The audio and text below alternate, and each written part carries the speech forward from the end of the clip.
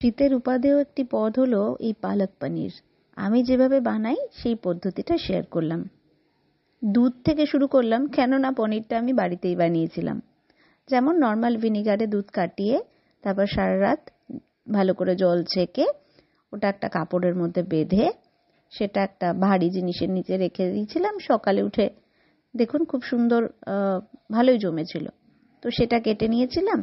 এদিকে পালং শাক, সেটাকে অল্প নুনের সাথে একটু ব্লাঞ্চ করেছিলাম গরম জলে, তারপর ঠান্ডা জলে ধুয়ে নিয়ে সেটা তার সাথে ধনেপাতা, কাঁচা লঙ্কা, জিরে গুঁড়ো, ধনে গুঁড়ো, লঙ্কা গুঁড়ো, একটু গরম মশলা, এগুলো সব আমি দিয়ে একসাথে আর টমেটো দিয়েছিলাম, একসাথে একটা পেস্ট বানিয়ে নিয়েছিলাম।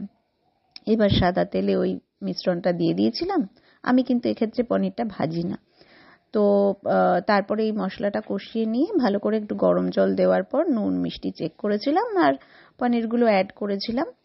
আর তারপর জাস্ট একটু ক্রিমিনেস আনার জন্য আমি একটু দুধ অ্যাড করি সবসময়। ব্যাস রেডি ঘরোয়া পালক পনির। সার্ভ করেছিলাম রুটির সাথে। শীতের রাতে খুব উপাদেয় লেগেছিল।